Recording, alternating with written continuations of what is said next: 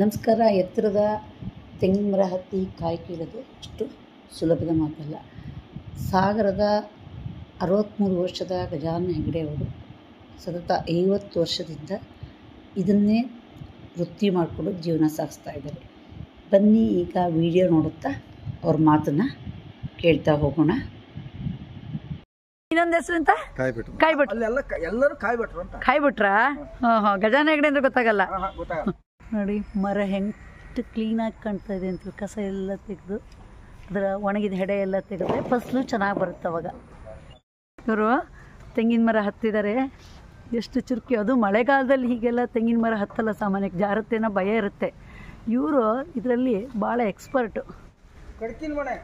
ಕಡ್ಕಿನ ಮನೆ ಹಾಕ್ಕೊಂಡು ಈಗ ಅದ್ರ ಕೂತ್ಕೊಳ್ತಾರೆ, ಕೂರ್ಚಿ ಥರ ಆರಾಮಾಗಿ. ನೋಡಿ ಕಸ ಹೆಂಗೆ ತೆಗಿತಾರೆ ಅಂತ. ಎಷ್ಟು ವರ್ಷ ಆಗಿದೆ ನೀವು ಈಗ ಮರದ ಕೆಲಸ ಮಾಡ್ತಾ? 12 ವರ್ಷಕ್ಕೆ ಶುರು ಮಾಡಿದ್ದೀನಿ. 63 ವರ್ಷ. ಎಷ್ಟಾಯ್ತು? 10 ವರ್ಷದ ಪ್ರಯಾಣ. ಹೇಳ್ಕೊಟ್ಟಿದ್ಯಾರು ನಿಮಗೆ? ಯಾರು ಹತ್ತುತ್ತಾ ಇದ್ರು ಮುಂಚೆ? ಹಾಂ, ಅಪ್ಪನು 12 ವರ್ಷದಿಂದ ಸುಮ್ಮನೆ ಪ್ರಾಕ್ಟೀಸಿಗೆ ಹತ್ತುತ್ತಾ ಇದ್ರೆ? ಹೌದಾ? ಯಾರು ನಿಮ್ಮ ಮನೆದು? ಶಾಲೆಗೆ ಹೋಗ್ಲಿಲ್ವಾ? ಶಾಲೆಗೆ ಹೋಗಿದ್ರು ಬೈತಿರ್ಲಿಲ್ವಾ?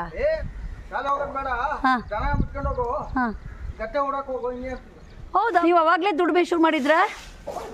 ಹಾಂ, ತಿರ್ಗದ್ ನೋಡಿ ಹೆಂಗೆ ಟರ್ನಾಗದು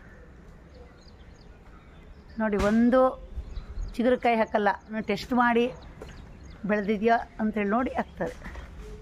ಕಸ ವರ್ಷಕ್ಕೊಂದ್ಸರಿ ಸಾಕ? ಹಾಂ, ಅಲ್ಲ ವರ್ಷಕ್ಕೊಂದ್ಸರಿ ತೆಗಿಸ್ಬೇಕಾ?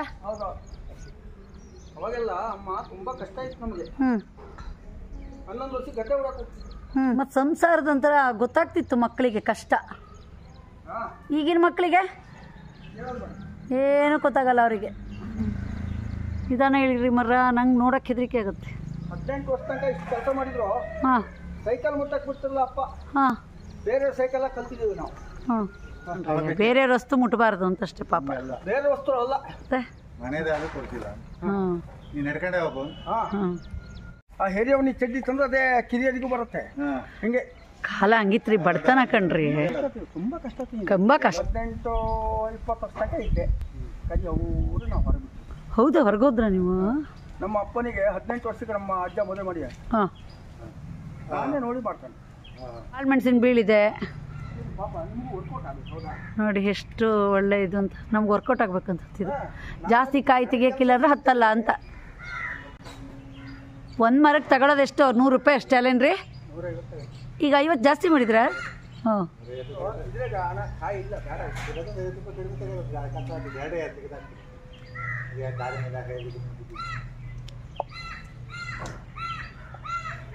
ಇದಾನ ಮರ ಕಾಂಪೌಂಡ್ ಹತ್ತಿ ಸಿದ್ದಾಪುರ 14 ಕಿಲೋಮೀಟರ್ ಆಗ್ತದೆ. 5 ರೂಪಾಯಿ ಕೊಡ್ತೀವಿ. ಹೌದಾ? ಸಿನಿಮಾ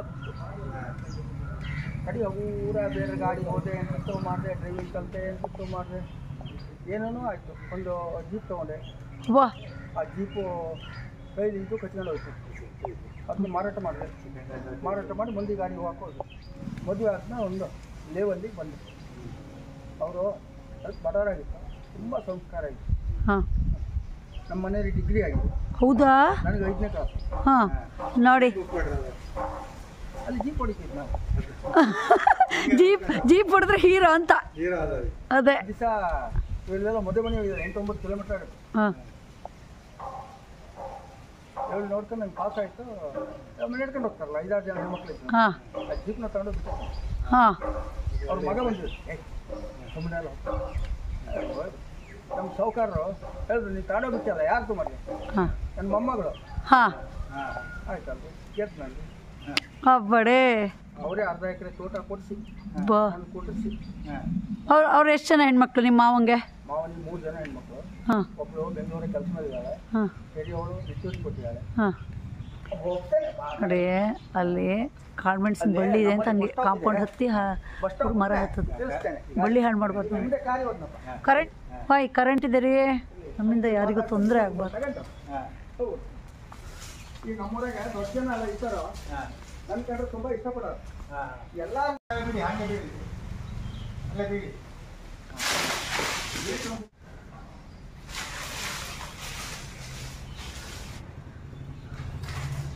ದಿನ ಇರುತ್ತನ್ರಿ ನಿಮಗೆ ಮರ ಹತ್ತದ? ಹೌದಾ? ಎಲ್ಲ ಕರೀತಾರೇನು ಬನ್ನಿ ಅಂತ? ಹೌದು ಫೋನ್ ಮಾಡ್ತಾರೆ. ಹಾಂ. ನಂಬರ್ ಹೆಂಗೆ? ಮನೆ ಎಲ್ಲಿ ಬಂತ? ಮನೆ ಶ್ರೀನಗರ ರೈಲ್ವೆ ಸ್ಟೇಷನ್. ಓ,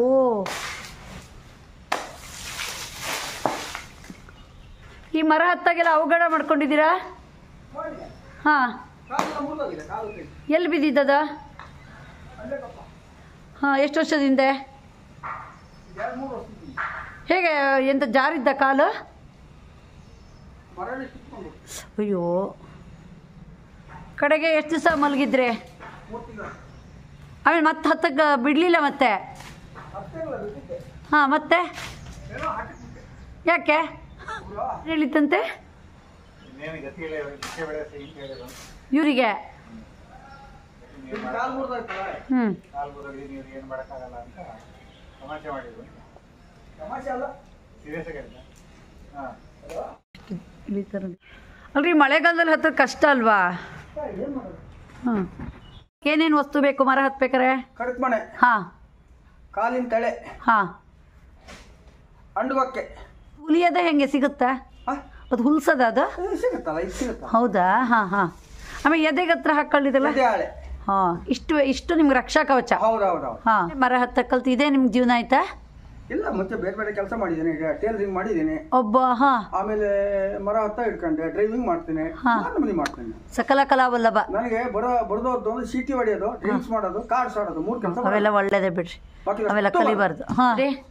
ಬಟ್ಟೆ ಹೊಲ್ದಿದ್ರ ನೀವು? ಹೊಲಿತಿದ್ರ ಬೇರೆಯವ್ರದ್ದು? 3-4 ವರ್ಷ ಹೊಲ್ದಿ. ಎಲ್ಲಿ? ಸುಧಾಪುರದಲ್ಲಿ. ಒಬ್ಬರೇ ಈಗ? ಮಾಡ್ತೀನಿ, ಗೇಮ್ ಕೇಳ್ತೀನಿ. ಹಾಂ. ದಿವ್ಸಕ್ಕೊಂದು 10 ಮರ ಅಂತ ಹಾಕ್ತೀನಿ. ಅಲ್ಲಿ 1,000 ದುಡಿಮೆ. ಹಾಂ. ಲಾರಿ ಗೀರಿ ಎಲ್ಲ ನಂದು ಹೆವಿ ಲೈಸೆನ್ಸು, ಬ್ಯಾಡ್ಜ್ ಎಲ್ಲ ಇದೆ. ಹಾಂ. ಅಂದರೆ ಯಾವ ಟೈಮಲ್ಲಿ ಫ್ರೀ ಇದ್ದಾಗ ಹೋಗೋದಾ? ಇಲ್ಲ, ನೀವು ಇವತ್ತು ಹೇಳಿದ್ರಪ್ಪ, ಹಾಂ. ಹೋಗ್ಬಿಟ್ಟೆ. ಹಾಂ. ಎಲ್ಲಿ ಬೆಂಗಳೂರೆಲ್ಲ ಹೋಗ್ತೀರಾ? ಕೇಳಿದ್ರು, ಇವತ್ತು ಹೇಳಿದ್ರೆ ನಾಳೆ ಬರ್ತೀನಿ. ಬೆಂಗಳೂರೆಲ್ಲ ಹೋಗ್ತೀರಾ? ಹಾಂ, ಬೆಂಗಳೂರು, ಬಾಂಬೆ, ಎಲ್ಲಿ ಬೇಕಾದ್ರೆ ಹೋಗ್ತೀನಿ. ಹಾಂ. ಲವ್ ಮ್ಯಾರೇಜಾ? ಒಂಥರ ಹಾಗೆ. ಹಾಂ. ಮಕ್ಳು ಎಷ್ಟು ಜನ? ಮಕ್ಕಳು ಒಂದೇ ಮಗಳು. ಏನು ಮಾಡ್ತಿದ್ದಾಳೆ? ಮೆಕ್ಯಾನಿಕಲ್ ಇಂಜಿನಿಯರ್, ಬೆಂಗಳೂರಾಗಿದೆ. ಹಾಂ. ಮದುವೆ ಆಗಿದೆ? ಮದುವೆ ಆಗಿದೆ. ಅಳಿಯ? ಅಳಿಯ ಸಾಫ್ಟ್ವೇರ್ ಇಂಜಿನಿಯರ್. ಹಾಂ. ಈಗ ಮಗಳು ಬೈಯಲ್ವಾ ನಿಮಗೆ ನಿಮ್ಮ ಮರ ಹತ್ತಬೇಡಿ ಅಂತ? ಹೇಳ್ತಾಳೆ. ಹಾಂ. ಏನು ಮಾಡೋದು? ಹಾಂ. ಮಾತೇ ಆಡೋಲ್ಲ. ಹಾಂ. ಹೆಂಡತಿ ಬೈದ್ರೆ ಮಗಳು ಬೈದ್ರೆ ಅಂತ ತಿರುಗಿ ಉತ್ತರ ಕೊಡಕ್ಕೆ ಬರುತ್ತಾ? ಈಗಿನ ಕಾಲ ಆಯ್ತು, ನಿಮ್ಮ ಕಾಲದಲ್ಲಿ ಏನು ನೀವು ಹೆಂಡತಿಗೆ ಅದ್ರಲ್ಲ. ಹೌದಾ? ಜನರು ನಿಮ್ಮನ್ನೇ ಕರೀತಾರಲ್ವ ತೆಂಗಿನ ಮರ ಹತ್ತಕ್ಕೆ. ಯಾಕೆ ಅಂದರೆ ನೀವು ಹಣ ಗಳಿಸೋದು ಮುಖ್ಯ ಅಲ್ಲ, ಹೆಸರು ಅಲ್ವಾ? ಈಗ ನಮಗೂ ಹಾಗೆ ಗೊತ್ತಾಗಿ ನೀವು ಒಂದು ಕೆಟ್ಟ ದೃಷ್ಟಿಯಲ್ಲಿ ನೋಡಲ್ಲ. ಮತ್ತು ತುಂಬ ದುಡ್ಡು ತಗೊಳ್ಳಲ್ಲ ನೀವು, ದುರಾಸೆ ಇಲ್ಲ ನಿಮಗೆ ಅಲ್ವಾ? ಒಂದು ನಿಯತ್ತಿದೆ ನಿಮಗೆ. ನಿಯತ್ತಿರೋದಕ್ಕೆ ನಿಮ್ಮನ್ನು ಕರೆಯೋದು. ನಾವು ನೋಡಿ ಒಂದ್ಸರಿ ಪರಿಚಯ ಆಗಿದ್ದು, ಈ ಪ್ರತಿ ವರ್ಷನೂ ನೀವೇ ನಮ್ಮ ಮನೆಗೆ ಬಂದು ತೆಂಗಿನಕಾಯಿ ತೆಕ್ಕೊಡ್ತೀರಲ್ವಾ? ಇಟ್ಕೊಂಡಿರಲ್ಲ ನೀವು ಕುಡೀರಿ. ಇಲ್ಲ, ಮತ್ತೆ ಏನಕ್ಕೆ ನಿಮಗೆ ಎಳೆಗೆ ತಂದು ಯಾಕೆ ನನಗೆ ಸಿಗುತ್ತೆ. ಹಾಂ. ಇಲ್ಲಿ ಅಂತನಾ? ಹೌದು. ಕಷ್ಟ ಇದ್ರು ಪಾಪ ಬಂದು ಯಾರು ಮಾಡ್ಕೊಡ್ತಾರೆ. ಸೌಕರ್ಯರು ಮಾತಾಡಿ ನಮ್ಗೆ ದುಡ್ಡು ಬೇಕಾದ್ರೆ ಕೊಟ್ಟು ಕಳ್ಸಿಕೊಡ್ತಾರೆ. ಗೃಹಿಣಿ ಅಂದ್ರೆ ಹಂಗೆ ಅಲ್ಲ? ಹೆಣ್ಮಕ್ಳು ಯಾರ್ದೇ ನಮ್ಮನೆ ಆಗಲಿ ನಿಮ್ಮನೆ ಹೆಣ್ಮಕ್ಳಿಗೆ ರೆಸ್ಟ್ ಅನ್ನೋದಿಲ್ಲ. ರೆಸ್ಟ್ಲೆಸ್ ಲೈಫ್ ನಮ್ದು. ಈಗ ನೋಡಿ, ನಾವು ಕೆಲಸ ಮಾಡಿ ಹಗಲೊತ್ತು ದುಡ್ದು ಬಂದು 6 ಗಂಟೆ ಬಂದು ಬಿತ್ಕೊಂತೀವಿ. ನೀವು 10 ಗಂಟೆ ರಾತ್ರಿ ಬೆಳಿಗ್ಗೆ 6 ಗಂಟೆ ಹೇಳ್ಬೇಕು. ಹೌದೌದು. ಒಂದ್ ದಿವಸ ಅಡುಗೆ ಮಾಡ್ಬೇಕು ಅಂದ್ರೆ ಅಡುಗೆ ಮನೆಗೆ ಹೊಕ್ಕದ ಮೇಲೆ ಗೊತ್ತಾಗದ್ ನಮ್ಗೆ ಅದ್ರ ಕೆಲಸ ಪೂರ್ತಿ. ಬರೀ ಅಡುಗೆ ಮಾಡಿರ್ ಸರಿನಾ? ಚೆನ್ನಾಗಿ ಮಾಡಿದ್ರು ಚೆನ್ನಾಗಿಲ್ಲ, ಏನ್ ಮಾಡಿದ್ರೆ ಹಂಗೆ ಹಿಂಗೆ ಬೈತಾರೆ. ನೋಡಿ ಎಷ್ಟು ತಿಳುವಳಿಕೆ ಇದೆ ನಿಮ್ಗೆ. ಮನೆಯವರಿಗೆ ಏನು ಹೇಳಲ್ಲ, ನಿಮ್ಮ ಮನೆಯವರಿಗಷ್ಟೇ. ಹಾಂ. ಫೋನ್ ಮಾಡ್ತಾ ಇರ್ತಾರೆ. ಎಲ್ಲೋ ಫೋನ್ ಮಾಡಿದ್ರೆ ಯಾರೋ ನೆಂಟರು ಸಿಕ್ಕಿದ್ರು, ಊಟಕ್ಕೆ ಕರೀಲ, ಕರ್ಕ ಬನ್ನಿ ಅಂತ. ಅದು ಖುಷಿ ನಿಮ್ಗೆ. ಮನೆ ಚೊಕ್ ಮಾಡ್ತಾ ಇದ್ದಿ, ಊಟಕ್ಕೆ ಲೇಟ್ ಆಗ್ತು ಒಂದು ಅಡ್ಡಿಲೆ. ನೋಡಿ, ನಾನು ಅನ್ನ ಪದಾರ್ಥ ಏನೇ ಆದ್ರೂ ಹಿಂಗಲ್ಲ ಹಂಗೆ ಹೇಳ್ದವಲ್ಲ, ಸುಮ್ಮನೆ ಕೊಡ್ಕೊಂಡ್ರೆ ಹೋಗ್ತಾ ಹೋಗಿ ಅಷ್ಟೇ. ಪಾಪ ಹೆತ್ತು ಹೊತ್ತು ಸಾಕಿ ನಮ್ಮ ಕೈ ಮೇಲೆ ಇಟ್ಟಿರ್ತಾರೆ. ಅಪ್ಪನ ಮನೆಗೂ ನೆಟ್ಟು ಹೋಗಲ್ಲ, ಪ್ರೀತಿಯಿಂದ ನೋಡಿ ಇಲ್ಲೇ ಇರ್ತಾರೆ, ಪಂಚಿ ಮಾಡ್ಕೊಂತ. ಮರ ಹತ್ತಿದ್ರು ಅವ್ರಿಗೆ ಹೆದರಿಕೆನೇನಲ್ಲ? ಹೌದು. ಬೆಳಿಗ್ಗೆ ಹೇಳಿ ಕಳಿಸ್ತಾರೆ, ಗಂಟೆ ಫೋನ್ ಮಾಡ್ತಾರೆ. ಹಾಂ. ಹಾಂ, ನಮ್ಮ ಕಡೆ ಎಲ್ಲರೂ ಹಂಗೆ ಹೇಳೋದು. ಶ್ರೀಧರ್ ಸ್ವಾಮಿಗಳು ಭಕ್ತರೇ ಜಾಸ್ತಿ. ಹಾಂ, ಕೊಡಿ ಕೊಡಿ ಮರ, ನಾವು ಬಿಸಿ ಬಿಸಿ ಕಾಫಿ ಕೊಡ್ತೀನಿ, ತಗೊಳ್ರಿ ಕಾಫಿ. ಹೊರಗಡೆ ಮರ ಹತ್ತಿ ಜೀಪ್ ಓಡಿಸಿ ಟೈಲರಿಂಗ್ ಮಾಡಿ ಇದೆಲ್ಲ ಮಾಡ್ತೀರಿ. ಮನೆಯವರು ಸುಮ್ಮನೆ ಕುತ್ಕೊಳಲ್ಲ. ಗದ್ದೆ ನೆಟ್ಟಿ ಅಡಿಕೆ ಸುಲಿಯೋದು ಎಲ್ಲ ಬರ್ತದೆ. ಇವೇ ನಾ ಹೇಳೋದು, ಒಬ್ಬಳೇ ಮಗಳು ಅವಳನ್ನು ಓದಿಸಿ ಮದುವೆ ಮಾಡಿ ಎಲ್ಲ ಕೊಟ್ಟಾಯ್ತು ಹೌದಾ. ಈಗ ನಿಮ್ಗೆ ಸಾಕು ಜೀವನಕ್ಕೆ. ಹೌದು. ಆದರೂ ನೀವೇನಕ್ಕೆ ಕೆಲಸ ಮಾಡೋದು? ಕುತ್ಕೊಂಡು ತಿನ್ಬಾರ್ದು ಹ್ಞೂ ಅಲ್ವಾ. ನಾಳೆ ನಮ್ಮ ಹಯಾತಿ ನಂತರ ನನ್ನ ಅಪ್ಪ ದುಡ್ಡು ಮಾಡಿಟ್ಟಿದ್ದಾನೆ ಹೇಳಬೇಕು, ಮಕ್ಕಳು ಬಿಟ್ಟರೆ ಸಾಲ ಮಾಡಿಟ್ಟಿದ್ದಾನೆ ಹೇಳಬಾರ್ದು ಅಲ್ವಾ. ನಿಜ. ಯಾರದೇ ಮನೆ ಹೋಗಲಿ ಕೆಲಸ ಕೊಡ್ತಾರೆ ಮತ್ತೊಂದು ಮಾಡ್ತಾರೆ, ಮನಸ್ಸು ನೋಯಿಸ್ಬಾರ್ದು. ಹ್ಞೂ ದೇವ್ರು ಕಣ್ಣು ಕೊಟ್ಟಿದ್ದಾನೆ, ಚಂದ ನೋಡೋಕ್ಕೆ ಬಿಟ್ಟರೆ ಕಣ್ಣು ಹೊಡೆಯೋಕ್ಕಾಗಲ್ಲ. ಪ್ರೀತಿಯಿಂದ 100 ರೂಪಾಯಿ ಬೇಕಾದ್ರೆ ತಗೊಂಡು ಕೇಳ್ಬೋದು, ಕೊಡ್ತಾರೆ. ಹಾಂ ಮೊಬೈಲ್ ಬಂತು ನೋಡಿ. ದರ್ಪದಿಂದ 5 ರೂಪಾಯಿ ಕಿತ್ಕೊಂಡು ಹೋಗಕ್ಕಾಗತ್ತಾ? ನೀನು ಮಾತಾಡಕ್ಕೆ ಸಂಪಾರಾಮಣ್ಣ ಅಂದ್ಬಿಡು ಅನ್ಕೂಳೆ ಕರೆಕ್ಟ್ ನಿಮ್ಮನೆ ಬಾಲಿ ಬಂದ್ಬಿಡ್ತು ತಲೆ. ಮಾತು ನಿಯತ್ತು ಕಣ್ರಿ ಅಷ್ಟೇ. ಅದಕ್ಕೆ ನಿಮ್ಗೆ ವಿಶ್ವಾಸಿಗರು ಜಾಸ್ತಿ. ಇಲ್ಲಿ ಮೈಸೂರು ಕಪ್ಪೆ ಮನೆ ಇದೆ ಗೊತ್ತಾ? ಹಾಂ ವಾಸು ಶೆಟ್ಟರ್. ಹಾಂ ಅವ್ರ ಮನೆಯಲ್ಲೂ ತುಂಬಾ ಆತ್ಮೀಯ. ಹಾಂ ಪ್ರವೇಶಕ್ಕೆ ಬಂದಿದ್ದಾರೆ, ಮಗಳ ಮದುವೆ ಬಂದಿದ್ದಾರೆ. ಗಾಡಿಗಳು ಬೇಕಂದ್ರೆ ಕೇಳಿ ತಗೋಬೋದು ಬಿಟ್ಟು ಮೋಸ ಮಾಡಿ ತಿನ್ಬಾರ್ದು. ಮೋಸ ಮಾಡಿದವ್ ಬದುಕಲ್ಲ. ಆ ನಿಯತ್ತೆ ಕಾಪಾಡೋದು ಅದೇ ನಿಮ್ಗೆ. ಮಗಳ ಮದುವೆ 550 ಜನ ಇದ್ದಾರೆ ಹೊರದಲ್ಲಿ ಸ್ಕೂಟ್ರಲ್ಲಿ. ಯಾರೇ ವ್ಯಕ್ತಿಗಾಗಲಿ ನಿಯತ್ತು ಪ್ರಾಮಾಣಿಕತೆ ಇದ್ದರೆ ಜನರ ವಿಶ್ವಾಸಕ್ಕೆ ಪಾತ್ರನಾಗುತ್ತಾನೆ. ಈ ವಯಸ್ಸಿನಲ್ಲಿ ಇವರಿಗಿರುವ ಆಸಕ್ತಿ, ಹುರುಪು, ಕ್ರಿಯಾಶೀಲತೆ, ಜೀವನೋತ್ಸಾಹ ಯುವಕರನ್ನು ನಾಚಿಸೋ ಹಾಗೆ ಇದೆ. ನೋಡಿದ್ರಲ್ಲ ವಿಡಿಯೋ, ಇಷ್ಟ ಆದರೆ ಲೈಕ್ ಮಾಡಿ, ಶೇರ್ ಮಾಡಿ, ಸಬ್ಸ್ಕ್ರೈಬ್ ಮಾಡಿ. ಧನ್ಯವಾದಗಳು.